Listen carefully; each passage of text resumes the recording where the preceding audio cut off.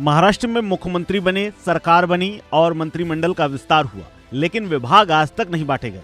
वजह है सबसे बड़ी बगावत का डर। लेकिन ये बगावत फिर भी रुक नहीं रही। पहले मंत्रिमंडल का जब विस्तार हो रहा था तभी शिवसेना एकनाथ शिंदे गुट के विधायक नरेंद्र भोंडेकर ने कैबिनेट में जगह न मिलने के चलते पार्टी के उपनेता पद से इस्तीफा दे दिया था। भोंडेकर, जो कि भंडारा पावनी विधानसभा क्षेत्र का प्रतिनिधित्व करते हैं और 3 बार से विधायक थे, उन्होंने ये जगह छोड़ दी थी। ये तो बात रही शिंदे गुट की, लेकिन नाराजगी एनसीपी अजीत पवार गुट में भी है। दरअसल मंत्री पद यहां भी न मिलने पर पार्टी के वरिष्ठ नेता छगन भुजबल बागी हो गए हैं। विधानसभा के शीतकालीन सत्र को बीच में ही छोड़कर नागपुर से वो नासिक लौट गए हैं। आपको बता दें, नागपुर महाराष्ट्र की शीतकालीन सत्र की राजधानी कही जाती है। बताया जा रहा है कि वो अपने समर्थकों के साथ मीटिंग करेंगे, उसके बाद अपने अगले कदम पर फैसला करेंगे। आपको बता दें कि चुनाव के बीच में ही छगन भुजबल के बागी होने और शरद पवार के साथ जाने की चर्चाएं थी, लेकिन छगन भुजबल एनसीपी के साथ बने रहे और अजीत पवार गुट में जब उन्हें मंत्रिमंडल में जगह नहीं मिली तो वो अब बागी हो रहे हैं। छगन भुजबल ने कहा है कि उन्होंने शीतकालीन सत्र के पहले दिन अपनी हाजिरी लगा दी थी और अब सत्र में हिस्सा लेने के लिए नागपुर नहीं जाएंगे।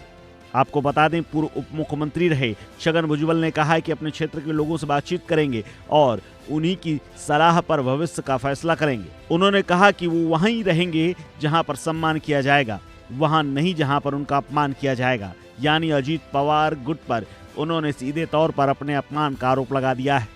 उन्होंने कहा कि मेरे लिए मंत्री पद कोई बड़ी बात नहीं है। मैंने अपने करियर में कई मंत्रालय देखे हैं, मंत्रालय आता है चला जाता है, लेकिन मैं अभी भी यहाँ हूँ। भुजबल ने कहा कि मुझे मंत्रिमंडल में शामिल इसलिए नहीं किया गया क्योंकि मैंने मराठा नेता मनोज जरांगे पाटिल के खिलाफ बोला था। भुजबल ने यह भी कहा कि अपमानित किया जा रहा है और मुझे अपनी पार्टी से इस तरह के व्यवहार की कतई उम्मीद नहीं थी। आपको बता दें कि रविवार को देवेंद्र फडणवीस सरकार के कैबिनेट का विस्तार किया गया था। बीजेपी, शिवसेना, एनसीपी के 39 विधायकों ने मंत्री पद की शपथ ली थी, जिसमें 33 कैबिनेट, 6 राज्य मंत्री बने थे। लेकिन अभी विभागों का बंटवारा नहीं हो पाया है। वहीं मंत्री न बन पाने के चलते शिवसेना, शिंदे गुट और बीजेपी के नेताओं में भी नाराजगी है।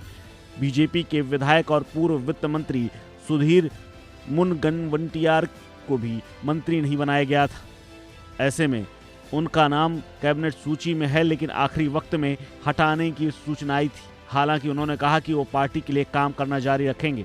इसके अलावा बीजेपी के विधायक संजय कुठे ने भी सोशल मीडिया पर एक लंबी चौड़ी पोस्ट लिख करके अपनी नाराजगी जाहिर की थी।